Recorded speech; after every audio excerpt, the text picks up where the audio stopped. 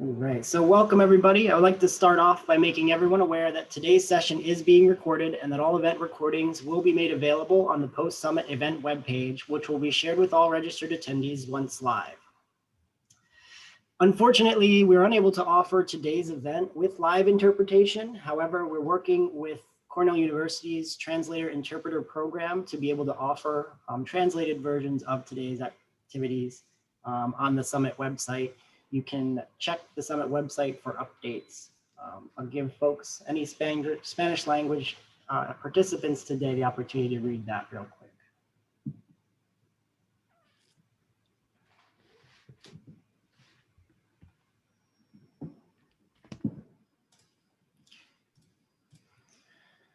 All right, so welcome and thank you everybody for joining us today for day 2 of our 5th annual New York Seafood Summit and the first ever virtual summit. While we're disappointed that we do not get to interact with you in person, we're excited to be able to expand our summit activities and enhance accessibility by offering them through this virtual platform. My name is Mike Saramella. I am the Seafood Safety and Technology Specialist with New York Sea Grant and will be your host for this week's summit activities. For those of you who are not familiar with New York Sea Grant, we are one of the 34 university-based programs under NOAA's National Sea Grant College Program. New York Sea Grant is a cooperative program between NOAA, Cornell University, and the SUNY system. For nearly 50 years, New York Sea Grant has worked to support novel research of use to coastal communities and economies, and has provided technical support through multidisciplinary extension and education programming. You can check the chat box now for a link to New York Sea Grant's website to learn more about who we are and what we do. For those of you who are not familiar with the New York Seafood Summit, it was initiated in 2016 as a means of engaging and facilitating discussions among seafood stakeholders in New York. This includes those involved in seafood production, processing, sales, preparation, and those simply interested in eating more New York seafood. While the summit traditionally has consisted of an in-person 2 to 3 hour session in Manhattan, this year's summit activities will expand throughout the week with 1 hour sessions Tuesday through Thursday, and a 2 hour session on Friday to wrap up the week. Each session will begin at 3 p.m. Check the chat box now for a link to the Summit website with additional details on each event and how you can register.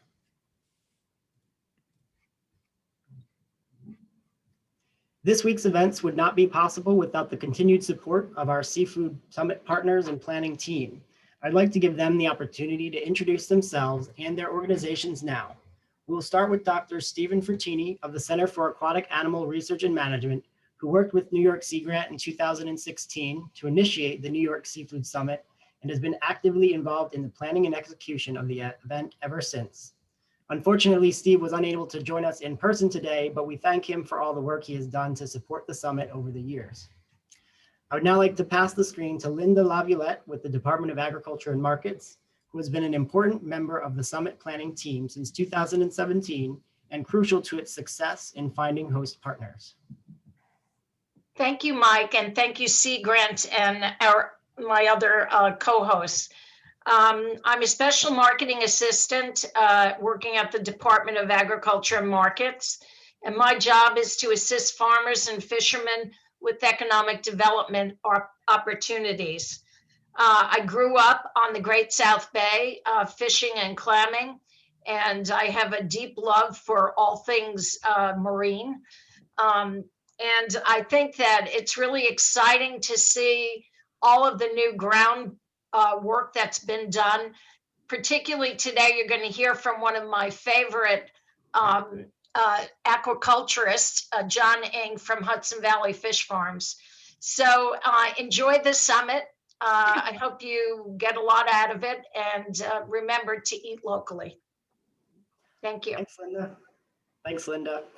Next, I'll pass the screen to Claire Harton with Green Rabbits, who joined the planning team in 2017 and hosted our second Seafood Summit at the School of Visual Arts in New York City.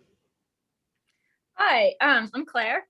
I've been involved with this project and I'm quite passionate about it because I think we can support innovation, especially things like Ed will talk about with growing fish and aquaponics. I think there's an exciting approaches and also growing kelp for sea farming. Was also looking at how aquaculture can be used by spent grain by beer brewers across the state, and hopefully that grain could also be New York State grown. I'm passionate about food systems planning, and I'm a professor and also have been developing food systems projects for about 30 years. And yeah, this is just a really great platform for making sure that everybody across the industry, from chefs to fishmongers, fishermen and women, everybody who's involved can actually have a dialogue once a year. Thanks, Claire. The next member of the planning team, Liz Carollo with Grow New York City, joined the summit in 2018 and has been hosting at Project Farmhouse and assisting with the planning of the summit ever since. Hi, Mike. Thanks so much and welcome everybody. I'm so glad to be here. I'll tell you a little bit about Grow NYC. So Grow NYC is a 50-year-old nonprofit. We make it easy and enjoyable for residents of all 5 boroughs to have a positive impact and contribute to a vibrant, livable New York City. Residents can participate in a variety of ways, whether it's shopping for produce at our green markets, farm stands, and fresh food box sites, dropping off food scraps for compost at our collections throughout the city, visiting a community garden or our farm out on Governor's Island, or learning about the environment, nutrition, and agriculture on our distance learning page on our website. We are thrilled to be part of the annual Seafood Summit. Green markets are one of the few places in the city where New Yorkers can reliably purchase fresh seafood and shellfish that was caught and raised in our nearby mid-Atlantic waters. It just does not get fresher than that. We know that local porgy, flounder, and oysters are just as important to a healthy and robust regional food system as tomatoes, corn, and apples.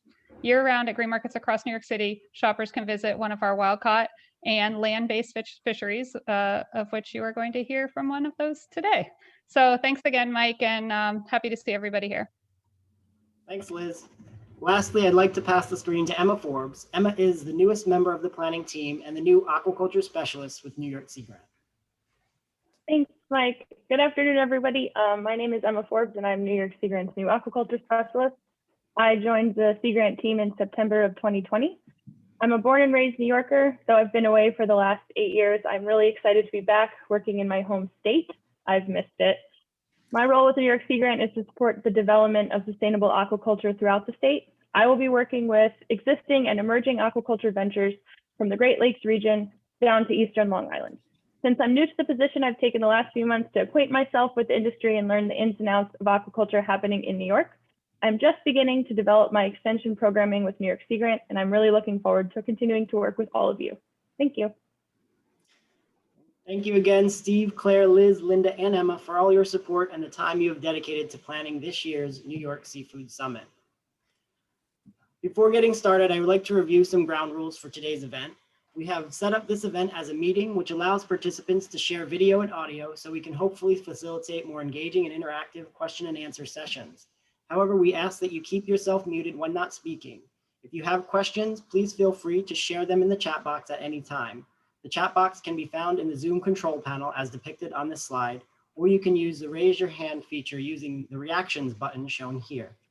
During the question and answer session, we will ask those who raise their hands to unmute and share their questions as we see them raised. Finally, we ask that all participants and presenters show respect to one another as we engage and learn throughout the week. Now, to start off today's event, we have a special guest to provide opening remarks. On behalf of New York Sea Grant and the Summit Planning Team, I would like to thank Assemblywoman Donna Lupardo, Chair of the New York State Assembly's Agriculture Committee, for her support and for joining us to kick off today's Summit Talk. Assemblywoman, the screen is yours. Well, thank you very much. It's a real pleasure to be here. Thank you to the New York Sea Grant and to all of you who are participating today. I'm delighted to be part of the Seafood Summit. I wish I could have enjoyed all of the programming. We're unfortunately in the legislative session right now, and I popped out for a couple of minutes just to say hello.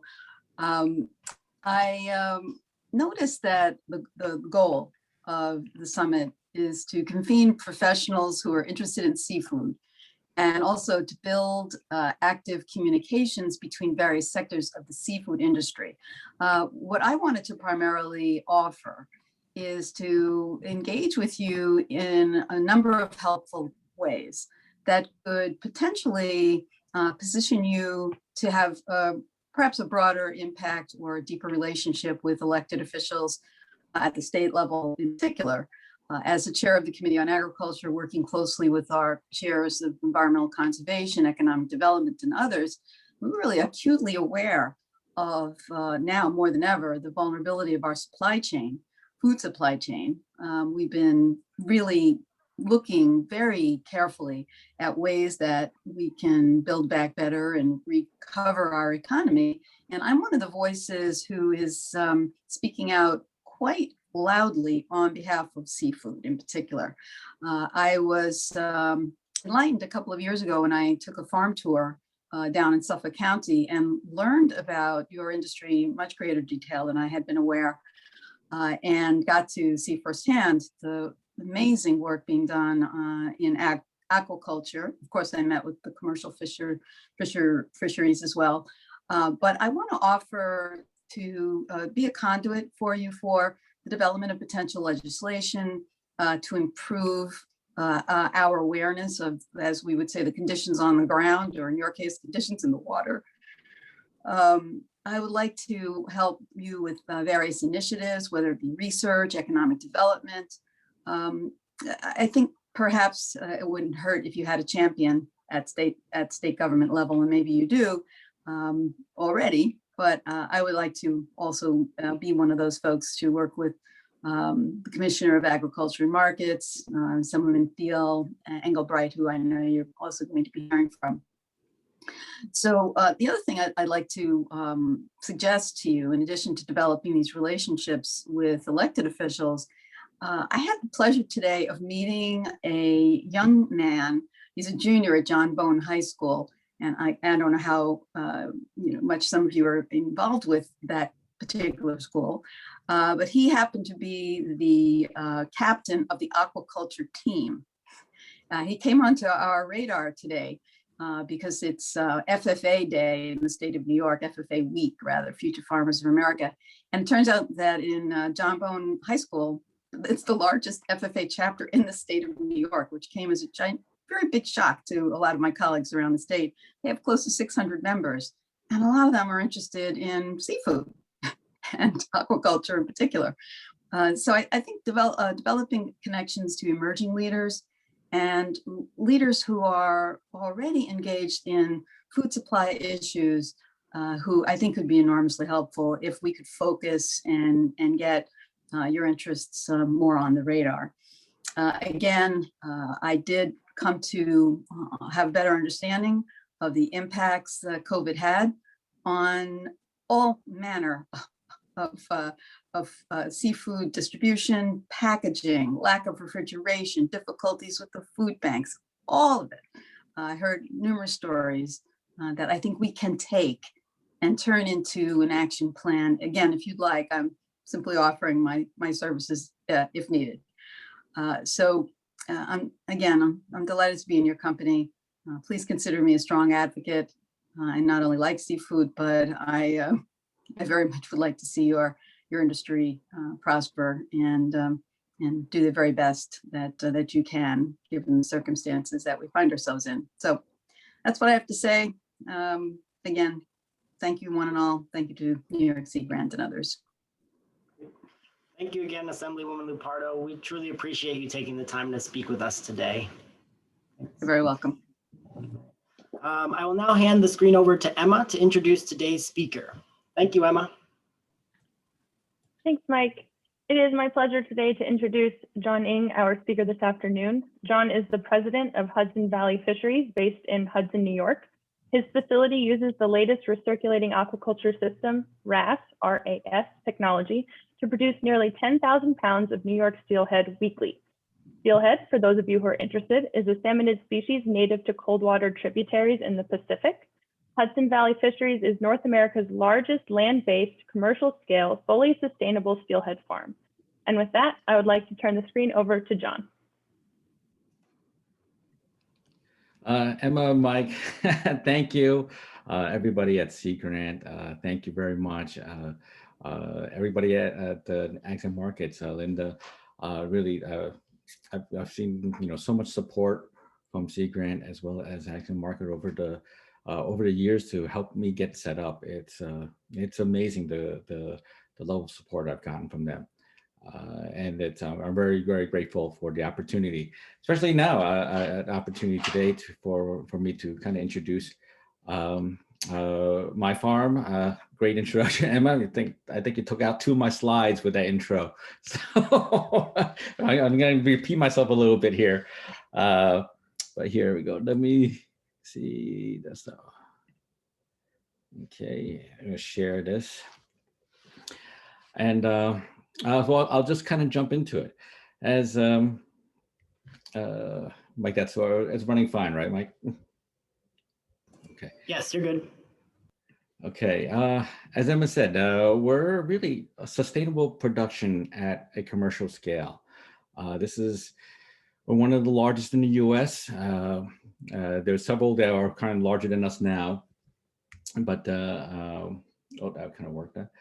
But we're designed for approximately 1,000 metric tons annually. We're not at full capacity yet, but when we are, and we're getting to it, we'll be producing over 7,000 market-sized fish per week, which really means, which equates to over 100,000 meals a week coming out of our facility. What that facility is, it's a 160,000 square foot warehouse in Hudson, New York. 54 tanks ranging from 5-foot diameter in our nursery to 45-foot diameter in our grow out systems. We have 2 million gallons of water in the tanks alone, 2 miles of pipework underneath those tanks, and we reuse 95% of our water. We're trying to do this as conservatively as possible. Right? We have full climate control in our building in the water. We have automated feeding and a whole boatload of controls on water quality and flow. But really, what makes Hudson Valley special, in my mind, is not the equipment, but my staff and the knowledgeable team I've put together. We understand the needs of the species specifically.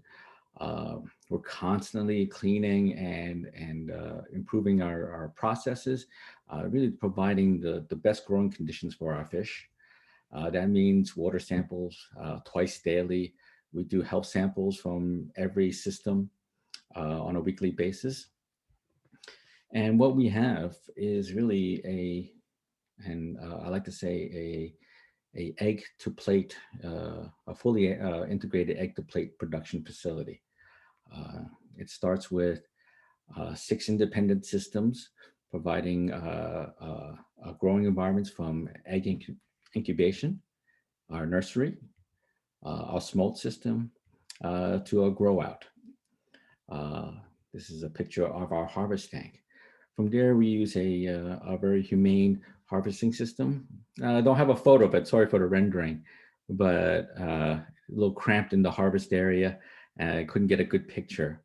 But beyond when I say egg to plate, really include our primary processing, which means that would be gutting and bleeding. And we've actually upgraded to include secondary processing that we could do more value-added products, such as individually packed fillets and portioned, depending on our customers' needs. Right? But the idea behind Hudson Valley Fisheries is really moving the sustainability, needle of aquaculture forward a notch. There's a lot of problems associated with traditional aquaculture, and we're just trying to take that to the next step. And really, it starts with our carbon footprint. When you think about it, for fish to travel, and fish is really one of the healthiest proteins to include into your diet. But for fish to travel to market, if it's flown, it can generate a huge amount of carbon dioxide for our atmosphere. Studies shown basically for every ton of freight that's flown, roughly 0.95 tons of CO2 is released into the atmosphere for every mile that freight is flown. So if you think about this, British Columbia, 2,500 miles away, that's almost 2,400 tons of CO2. Norway, 34. Chile, nearly 5,000 tons of CO2 released into the atmosphere for every ton of freight that's got into market. For us to truck our fish 134 miles from Hudson to New York City, it's 43, not 4,300, but 43. I mean, that's a huge comparison. That's a huge savings and a huge benefit in terms of kind of offsetting the I guess the carbon footprint of the industry. Right. In addition, you know, we're a closed containment system. That means, you know, our fish are, you know, in tanks, and we're not dumping stuff out into the environment. We were forced to deal with our waste streams. Our fish, you know, pee, poo, and exhale like we all do. But our system gives us affords us the ability to actually convert those waste streams into useful products. Feces are screened and we turn them into compost for our fields. The liquid waste they excrete, it's also converted to from ammonia to nitrates, and that's an incredible fertilizer, all natural fertilizer. And in the future, as we complete our build here, even the CO2 that our fish are exhaling, and which we have to off gas from the water, can ultimately be vented into our greenhouses for capture into what we're growing in the greenhouse. In this case, we're growing hemp in there. You know, but sustainability to me is really not just what we do, but what we don't do. And with land-based aquaculture,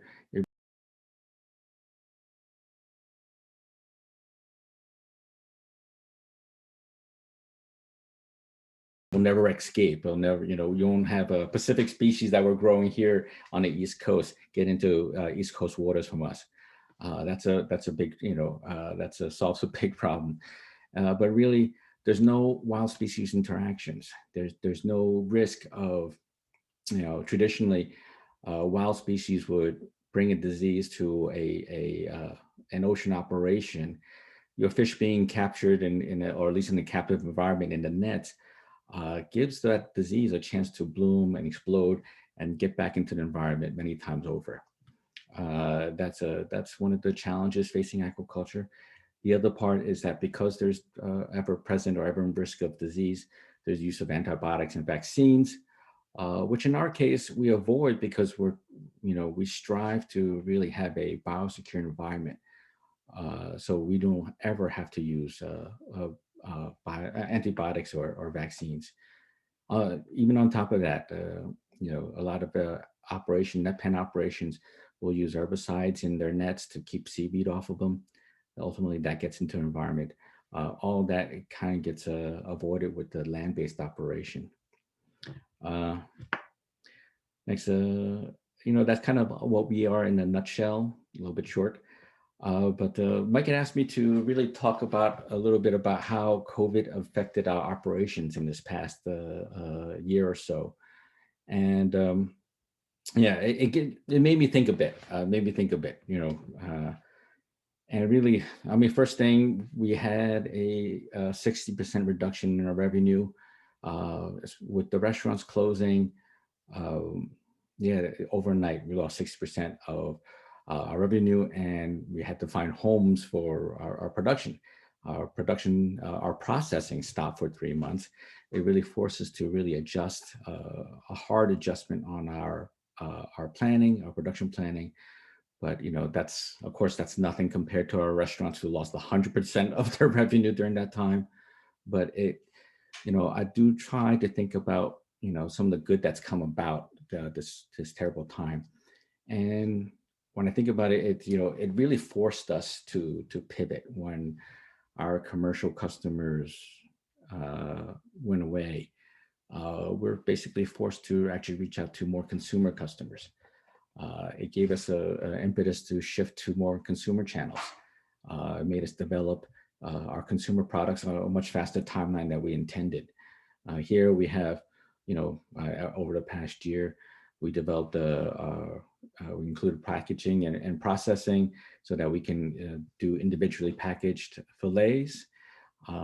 We developed a cold smoke product as well as a hot smoke product.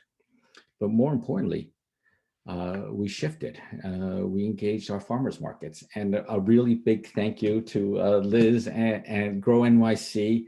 and green markets for getting us in there, really providing a guidance for us. But you know, we started with Union Square, and that was an incredible success, and we've been expanding since. But that's really given us not just a good sales channel, but a channel to reach people and really talk to people on a one-on-one.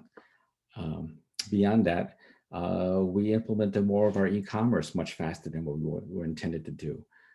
We expanded on our social media and really get our online presence out there more. You know, all this, you know, really, the whole lockdown period gave me time to think. And as you know, Ms. Lupardo, you know, spoke about, you know, I thought about what was important about what we did. What was the significance about, you know, land-based aquaculture, or actually local production? And that's really assuring access and protection from supply chain disruptions. Whether it's domestic strikes, major weather events, international disruptions like, you know, COVID, it really put a cramp, you know, stopped international commerce for a while. For 3 months, no one was seeing salmon come in from Norway or Canada. You know, and we're talking about our food source, right? So really, it's really a push that, you know, local production equals resilience for our food security and for our society. And over the past 2-3 years, I've actually seen a kind of an explosion of land-based projects get announced around the U.S. and the whole world, because people are seeing this. Even before COVID, people are seeing a huge jump or a need for more local production, like what RAS means. And as more operations come online, you know, what I see in the future for land-based farms is one, increasing number of species that are being farmed. You know, it'll make a dent in our appetite for a variety of proteins, a variety of fishes or species that we can farm. That's, you know, it's a great thing. And as more and more operators come online, those costs will come down. And really, at the end of the day, we'll see land-based operations be more accessible to everybody, right? But as I mentioned before, you know, this lockdown has and our expansion into the farmers markets really gave us a chance to talk to our consumers. You know, from both the, you know, well, actually, the first thing everybody mentions is, can they come see the fish? So here's a little bit of a dive to see one of our tanks and some of our fish kind of, you know, in their, and sadly, that's a harvest tank, and these fish are you know, meant for the dinner plate. But at this time, really, people talk to us, see what they communicated to us, what aspects of our operations that really impacted them or mattered to them, right? From both our online channels and our you know, person-to-person interaction. We actually got a lot of feedback, and some of the big points that I kind of want to highlight here is the freshness angle. You know, people are always kind of shocked to hear that you know, our fish go from this on Sunday to this on, that on Friday to that on Sunday, and then Sunday night it's on their plates. Really, we really shortened the time between the water and the table for our product. And beyond that, I think people are really, you know, feel much more comfortable now that we've implemented, we have secondary processing on site, and we're developing these consumer products. There's less hands between the farmer, us, and our consumer, our customers. So there's no, you know, there's no freight forwarder between the farm to a distributor or a processor, and then to a distributor, and then to a retailer, to our consumer.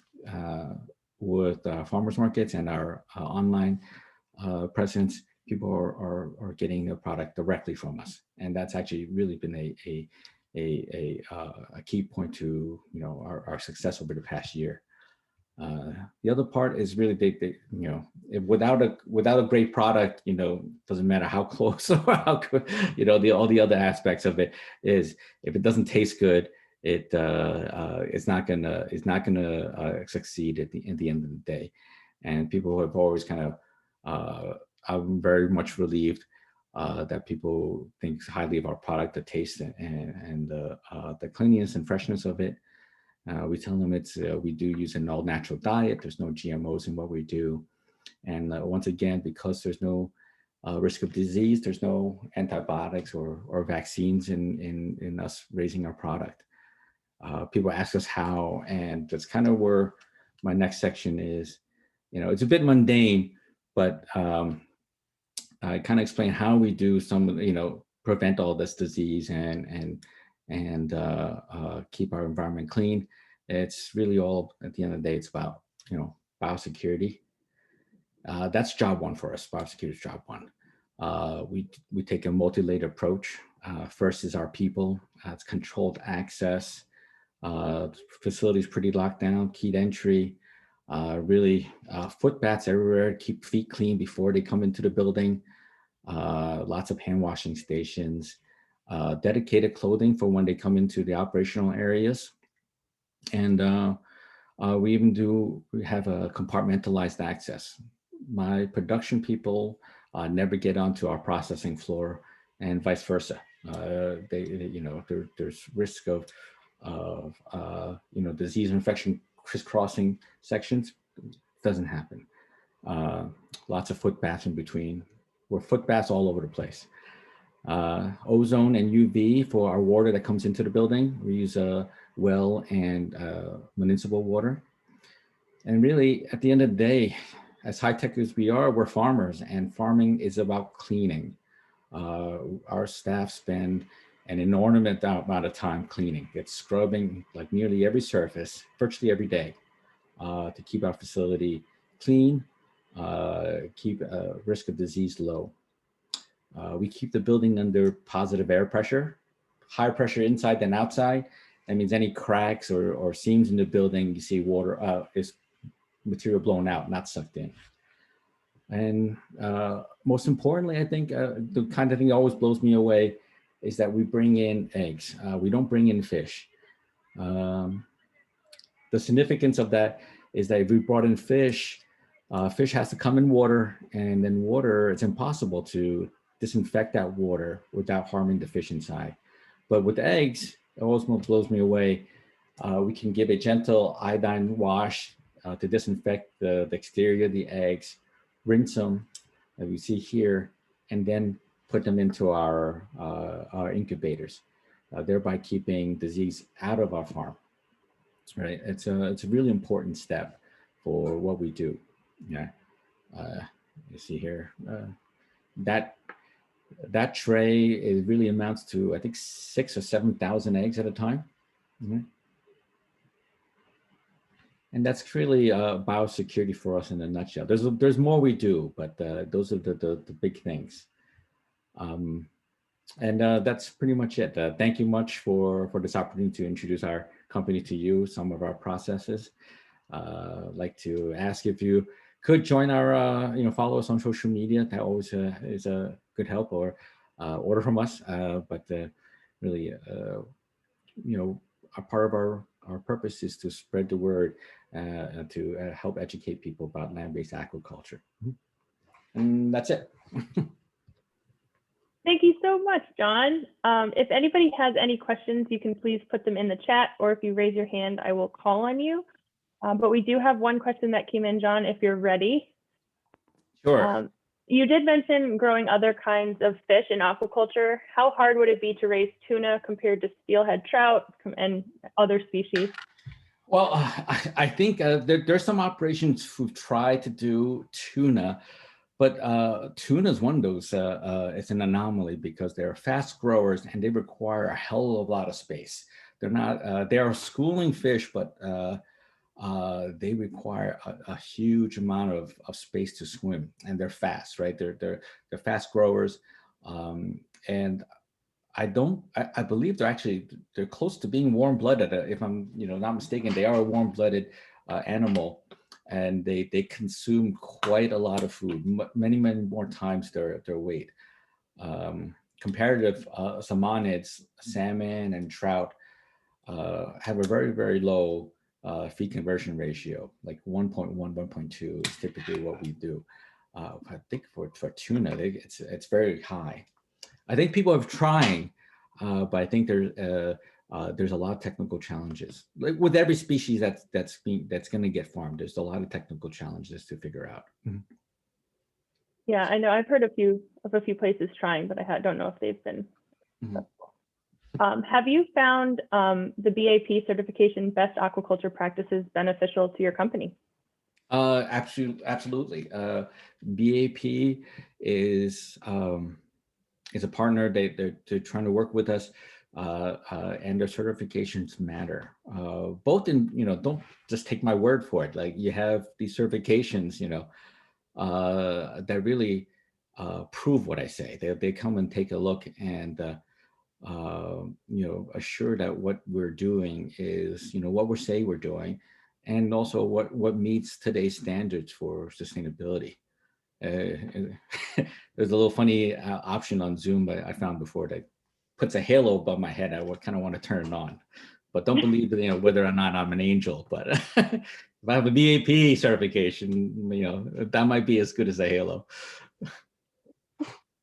So the next question is, what model do you follow? Norway, Maine?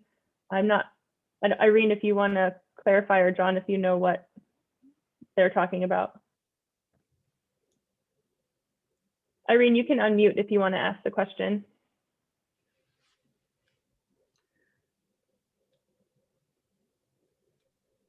Yes, no? Okay. Nope. Okay. I'll give her a second. Maybe she needs to type it out. Can you address the use of plastics in moving products to consumers in terms of sustainability? Yeah. So before COVID, I think it was near the end of 2019, New York City had actually banned the use of styrofoam in packaging. Ultimately a good thing. It really is a good thing. It actually forced us to change our packaging. We now use a corrugated cardboard, like sandwiched in aluminum foil kind of insulation package to deliver our product from our facility in the mail for that 24-hour delivery. And ultimately, I think it's a much better thing. Styrofoam, as you know, it's not something you assemble. You ship it. It's light. It's actually very wasteful in getting styrofoam from the manufacturer to my facility because there's so much air volume there. Yeah, with the new kind of packaging we adopt, it's flat, it stands, it makes all the sense in the world to do it. Thank you. What do you consider to be the top 3 factors that limit land-based RAS expansion in the United States? Number one is it's capital. This is not to do anything beyond a kind of a small scale mom and pop operation. It requires a lot of capital. A lot of capital in setting up in terms of the equipment cost, the building and whatnot. A lot of capital to carry to go from groundbreaking to fish could mean 4 to 5 years before the first fish get out of the water. That's a lot of labor. That's a lot of expenses all the way through to that point. So capital is number one. Number two is access to water. We're lucky here in the Northeast. We're in New York. Even on supposedly last year was a drought when we didn't get much rain, but New York is by far, we're not California. So we have access to water. That's the second most important thing. You can't have fish without water, right? Haven't figured that one out yet. Maybe my grandkids, I don't know. But yeah, that's water access is number two. I would think number 3 is talent. Actually, I might move that up. The top 3 there is talent. Aquaculture has been around for a very long time, but land-based is maybe around for a decade or two, really. Very few on a commercial scale.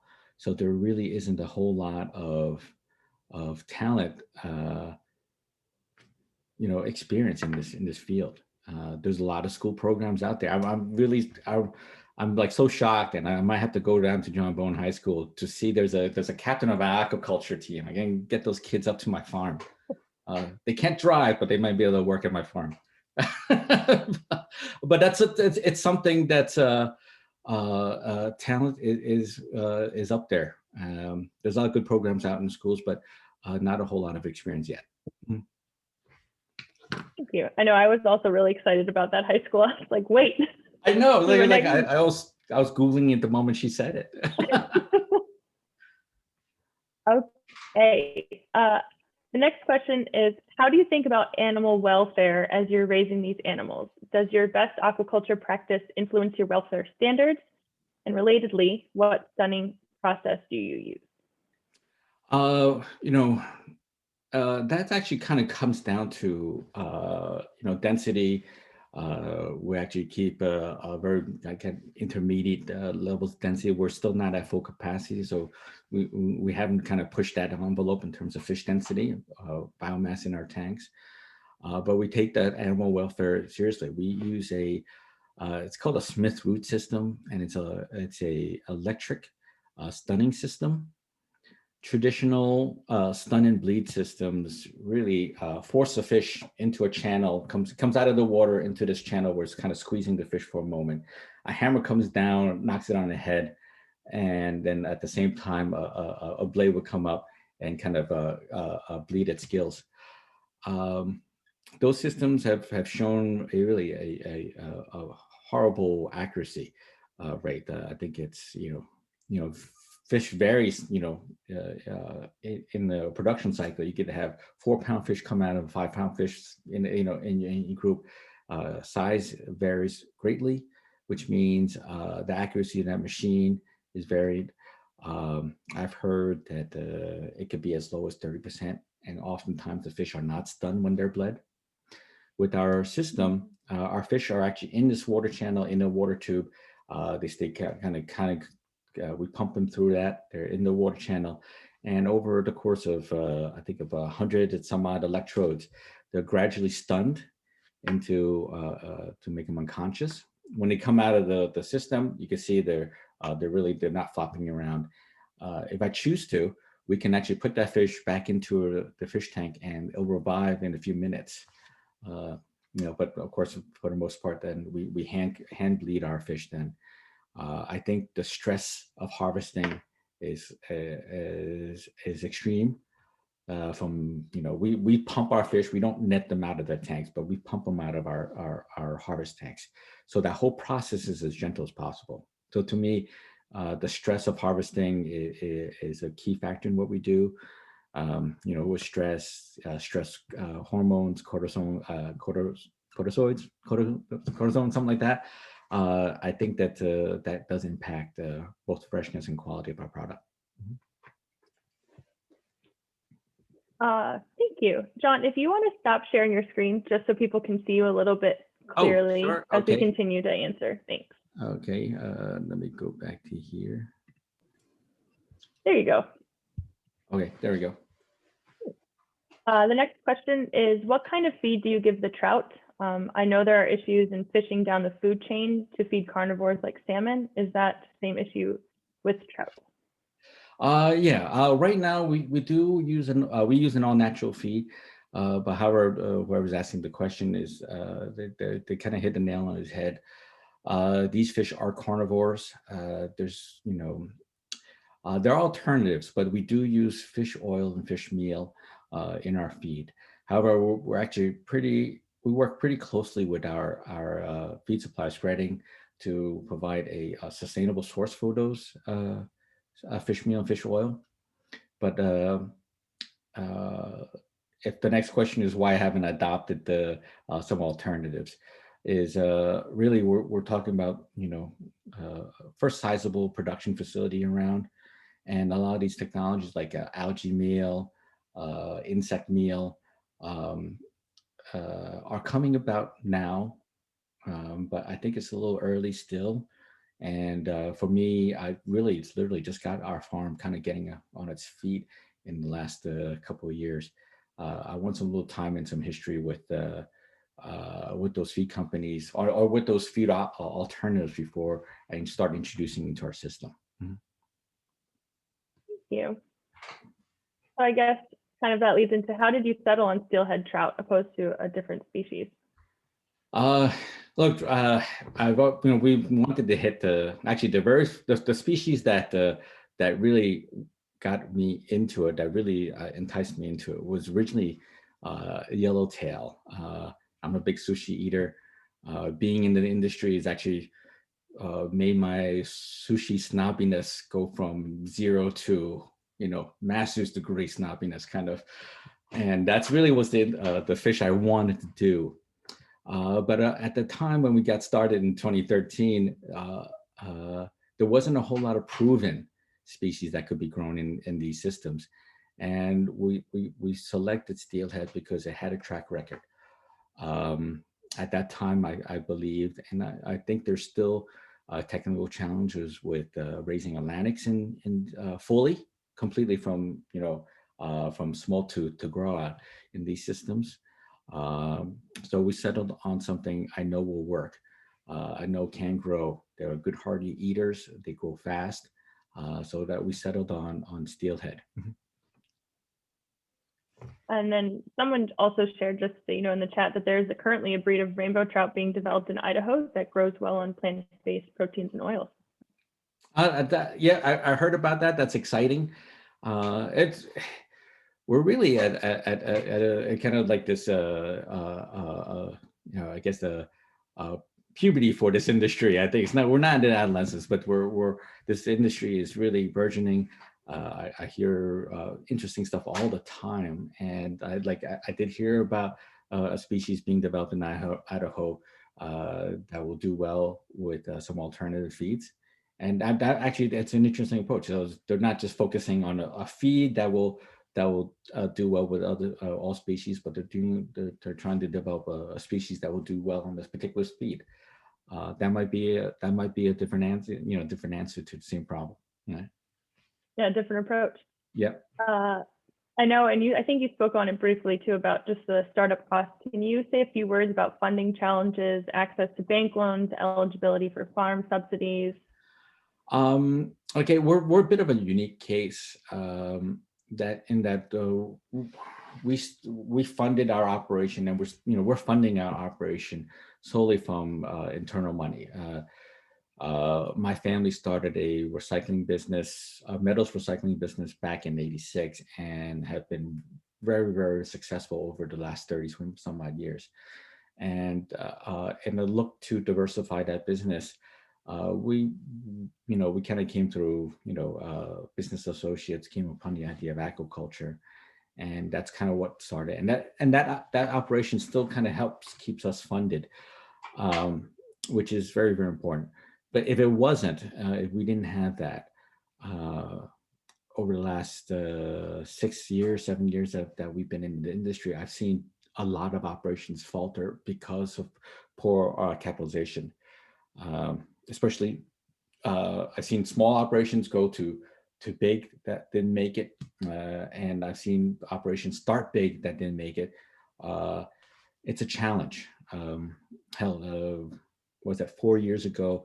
I took a class taught by a Cornell professor that led to a tour of a farm at the end of the week, and that farm didn't make it because they couldn't do it.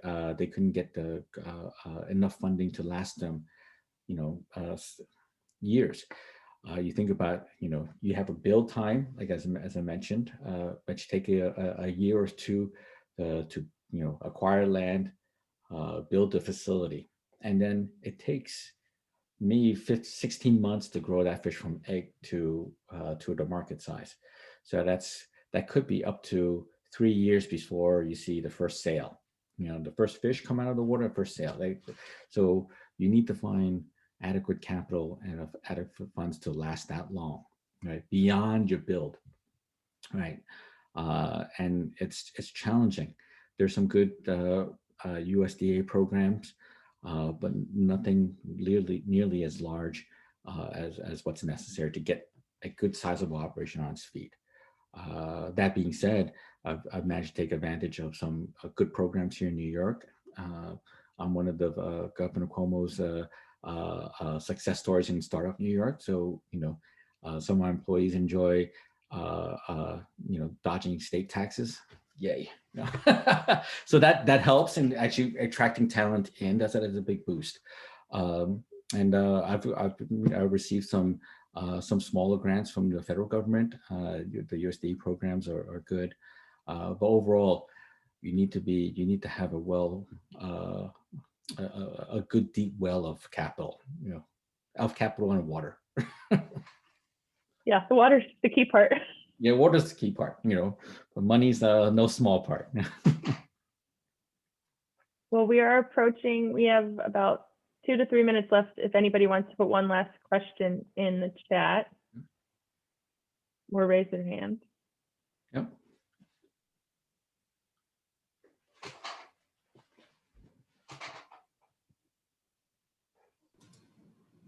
All right. I think those are all of the questions. Mike, All right, back to thanks, you. Emma. Thanks, Emma and John, and everyone else who joined and participated today. Before we end the day, we do ask that you take a few moments to complete the event evaluation, which will be linked in the chat box now. And we'd like to remind everyone that the summit events will take place every day this week, starting at 3 p.m. So you can check out the summit website, also linked in the chat now for more details on each event and how to register. And we hope to see you again this week. Thanks again, everyone. Enjoy the week.